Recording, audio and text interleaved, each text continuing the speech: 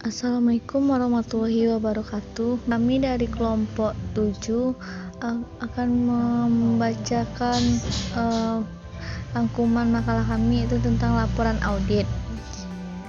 Yang pertama yaitu pengertian dari laporan audit. Audit adalah pemeriksaan formal akun keuangan individu, bisnis atau organisasi yang menghasilkan laporan audit. Sedangkan laporan audit adalah laporan yang berisi opini audit yang dikeluarkan oleh auditor independensi setelah melakukan pemeriksaan atas laporan keuangan entitas dan laporan terkait. Adapun beberapa ahli juga menyebutkan beberapa pengertian audit sendiri, yaitu Boyton Johnson Kell.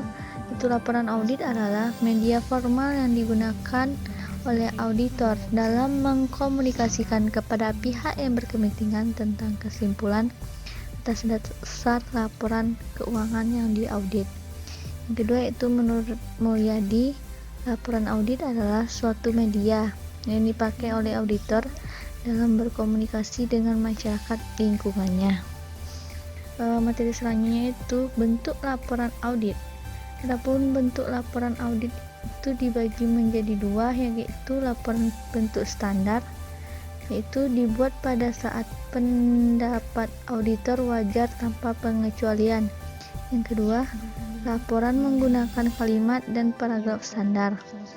Laporan kedua itu penyimpangan dari laporan bentuk standar, dibuat pada saat pendapat auditor selain wajar tanpa pengecualian. Yang kedua, laporan tidak menggunakan kalimat standar dan terdapat paragraf tambahan untuk penjelasan. Materi selanjutnya itu tentang elemen laporan bentuk standar, yaitu judul, alamat yang dituju, paragraf pembukaan, paragraf luas pengauditan menu muat pernyataan, paragraf pendapatan, tanda tangan, nama dan nomor registrasi akuntan. Yang terakhir yaitu tanggal laporan pengauditan sesuai dengan tanggal berakhirnya pekerjaan lapangan. Baiklah, sekian pembahasan saya. Dilanjutkan dengan rekan saya. Assalamualaikum warahmatullahi wabarakatuh. Assalamualaikum warahmatullahi wabarakatuh. Saya akan menjelaskan materi tentang opini audit, jenis opini dan kriteria opini. Ada 5 jenis opini audit setelah selesai melakukan pengauditan, yaitu 1. Pengauditan wajar tanpa pengecualian, 2. Pendapatan wajar tanpa pengecualian dengan bahasa penjelas, 3. Pendapatan wajar dengan pengecualian, 4. Pendapatan tidak wajar, 5. Pernyataan tidak memberikan pendapat. Ada 4 kriteria utama opini audit, yakni sebagai berikut. 1. Kesesuaian dengan standar akuntansi pemerintah. 2. Kecukupan pengungkapan sesuai dengan pengungkapan yang diatur dalam SAP. 3. Kepatuhan terhadap peraturan perundang-undangan. 4. Efektivitas sistem pengendalian intern. Salah saji, kekeliruan, dan ketidakberesan. Salah saji merupakan kesalahan penyajian yang terdapat dalam sebuah laporan keuangan. Salah saji terdiri dari 2 komponen, yaitu 1. Kekeliruan merupakan salah saji yang tidak disengaja dalam laporan keuangan. 2. Ketidakberesan merupakan salah saji yang disengaja dalam laporan keuangan. Klasifikasi salah saji. Kesesuaian pilihan kebijakan akuntansi, penerapan kebijakan akuntansi terpilih, kesesuaian atau kecukupan pengungkapan dalam laporan keuangan.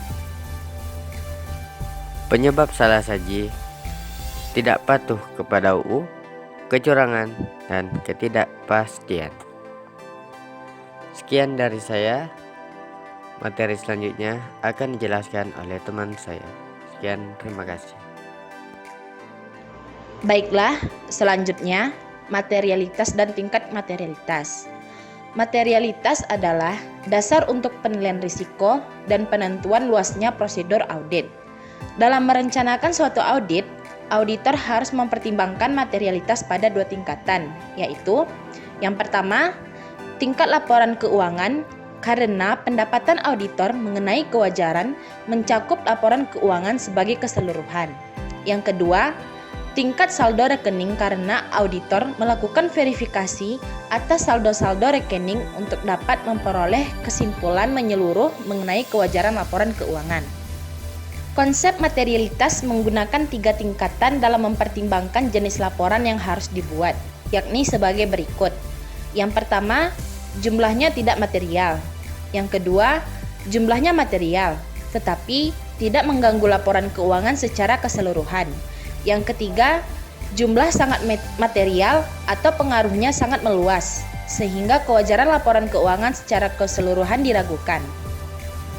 Hubungan tingkat materialitas dengan opini auditor. Menurut penelitian Bahrata dan Wiratmaja menunjukkan bahwa kemampuan pertimbangan materialitas dapat memperkuat pengaruh positif kompetensi pada ketepatan pemberian opini oleh auditor. Ini berarti dalam situasi seorang auditor memiliki kemampuan pertimbangan materialitas, maka pengaruh positif kompetensi pada ketepatan pemberian opini menjadi semakin kuat. Penerbitan laporan audit. Dalam penerbitan laporan audit, ada langkah-langkah terlebih dahulu sehingga bisa menerbitkan laporan audit, yakni yang pertama, menyelesaikan audit. Yang kedua, melaksanakan pengujian tambahan untuk penyajian dan pengungkapan. Yang ketiga, mereview kewajiban kontingen. Yang keempat, mereview peristiwa kemudian. Yang kelima, mengumpulkan bukti akhir. Yang keenam, mengevaluasi hasil. Yang ketujuh, menerbitkan laporan audit.